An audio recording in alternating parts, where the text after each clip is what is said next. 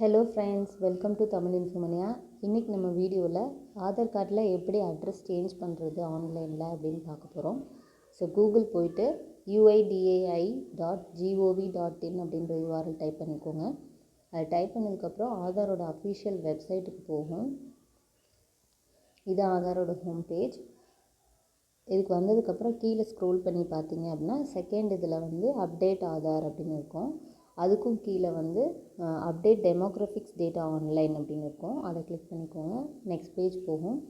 நீங்கள் என்ன சேஞ்ச் பண்ணணுமோ அதுக்குரிய ப்ரூஃப்ஸ்லாம் கரெக்டாக வச்சுருக்கீங்களான்னு பார்த்துக்கோங்க. நேம் சேஞ்ச் பண்ணணும், அட்ரஸ் சேஞ்ச் பண்ணணும்னா என்னென்ன ப்ரூஃப் இருக்குதுன்னு கீழே டீட்டெயில்ஸ் கொடுத்துருப்பாங்க. அதை பார்த்துட்டு அதை ரெடியாக எடுத்து வச்சுக்கோங்க. அதுக்கப்புறம் ப்ரொசீட் டு அப்டேட் ஆதார் கொடுங்க. கொடுத்தா உள்ளே போனோன்னா ஆதார் நம்பர் கேட்கும். ஸோ அது ஆதார் நம்பர் வந்து என்ட்ரு பண்ணிக்கோங்க.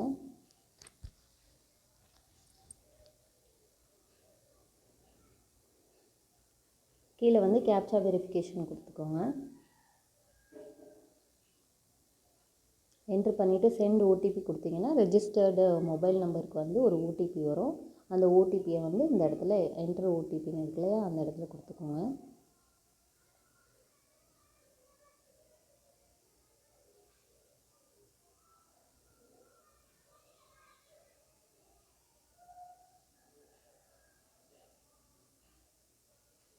கொடுத்துட்டு லாகின் வந்து கிளிக் பண்ணுங்கள். ஸோ இப்போ உள்ளே போகணுமோ அப்டேட் டெமோக்ராஃபிக்ஸ் டேட்டான்னு இருக்கும். அதை கிளிக் பண்ணிட்டு எதை அப்டேட் பண்ணணுமோ அந்த இதை டேப் பண்ணிவிட்டு ப்ரொசீட் கொடுங்க. ஒரு பேஜ் ஓப்பன் ஆகும். அதில் எஸ் கொடுத்துட்டு ப்ரொசீட் கொடுத்துருங்க. ஸோ நம்ம டீட்டெயில்ஸ் இந்த அட்ரஸ்லாம் வந்துட்டு ஃபில்அப் பண்ணுற மாதிரி டீட்டெயில்ஸ் கேட்கும். ஸோ அதை வந்துட்டு ஃபில்அப் பண்ணணும். லெஃப்ட் சைடு ஃபுல்லாக இங்கிலீஷில் இருக்கும், ரைட் சைடு வந்து தமிழில் கேட்கும். ஃபஸ்ட்டு லெஃப்ட் சைடில் உள்ளதை வந்து இங்கிலீஷில் டைப் பண்ணிக்கோங்க. தமிழில் எப்படி பண்ணணும்னு சொல்கிறேன். தமிழ் டைப்பிங் தெரிஞ்சவங்க பண்ணிடுவாங்க. தமிழ் டைப்பிங் தெரியாதவங்களுக்கு வேறு ஒரு மெத்தட் இருக்குது, அதை நான் சொல்கிறேன். தமிழ் டைப்பிங் .in அப்படின்னு ஒரு வெப்சைட் இருக்குது. தமிழ் டைப்பிங் .in அப்படின்ற வெப்சைட் போனீங்க அப்படின்னா நம்ம வந்து தங்கிலீஷ் டு தமிழ் மாற்றிக்கலாம். அதாவது இந்த மாதிரி லெஃப்ட் சைடில் வந்துட்டு பாக்ஸ் கொடுத்துருக்காங்களா, அதில் நீங்கள் என்ன தமிழாக கன்வெர்ட் பண்ணணும்னு நினைக்கிறீங்களோ அதை நம்ம தங்கிலீஷில் எழுதணும் அப்படின்னா அது அப்படியே தமிழாக கன்வெர்ட் ஆகும். அதுக்கு கீழே நிறைய ஆப்ஷன்ஸ் கொடுத்துருப்பாங்க. அதில் எது கரெக்டாக இருக்கோ அதை நம்ம செலக்ட் பண்ணி காப்பி பண்ணிவிட்டு நம்ம அங்கே போய் பேஸ்ட் பண்ணிக்கலாம்.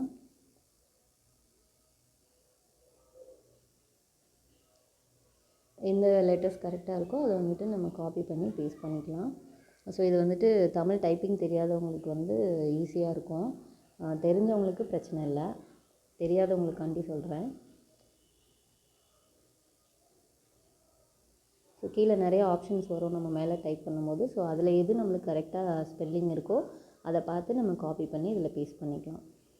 ஸோ கீழே உள்ள எல்லாமே ஃபில் பண்ணிக்கோங்க, ஸ்டேட்டு எல்லாமே. அதுக்கப்புறம் கீழே வந்துட்டு நம்ம டாக்குமெண்ட் வந்து அப்லோட் பண்ணணும். எந்த ப்ரூஃப் கொடுக்குறீங்களோ அதை செலக்ட் பண்ணிவிட்டு நான் இங்கே ஓட்டர் ஐடி கொடுக்குறேன், அதை செலக்ட் பண்ணிவிட்டு அப்லோட் டாக்குமெண்ட்டுன்னு கொடுத்து அதை வந்து அப்லோட் பண்ணிக்கிறேன்.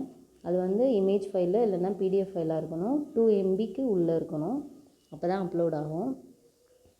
ஸோ கொடுத்துட்டு ப்ரிவ்யூ அதை கிளிக் பண்ணிக்கோங்க.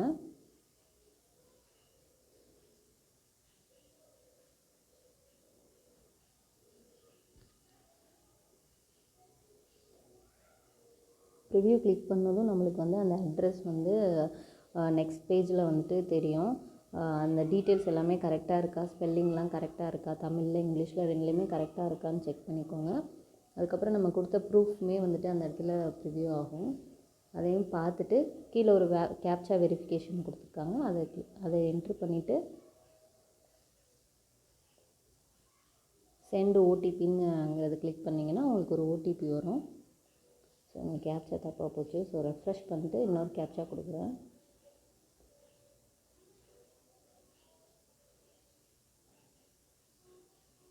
சென்ட் ஓடிபி கொடுத்தீங்கன்னா உங்கள் மொபைல் நம்பருக்கு ஒரு ஓடிபி வரும்.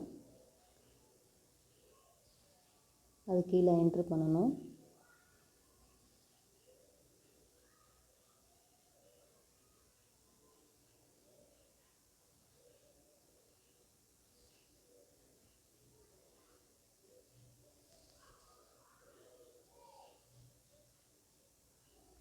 ஸோ ஓடிபி என்ட்ரு பண்ணிவிட்டு அந்த டிக்ளரேஷனை கிளிக் பண்ணிவிட்டு மேக் பேமெண்ட்டுன்னு கொடுங்க. நம்ம ஆஃப்லைனில் பண்ணாலும் நேரில் போய் பண்ணாலுமே 50 ருபீஸ் பே பண்ணுற மாதிரி இருக்கும். ஸோ ஆன்லைனில் பண்ணும்போதும் முதல்ல வந்து ஃப்ரீயாக இருந்தது. ஆனால் இப்போ வந்துட்டு ஆன்லைனில் பண்ணாலும் ஆஃப்லைனில் பண்ணாலும் நம்ம 50 ருபீஸ் பே பண்ணணும். ஸோ நெட் பேங்கிங் இல்லை கிரெடிட் டெபிட் கார்டு எதில் பே பண்ண முடியுமோ அதில் பே பண்ணிக்கோங்க.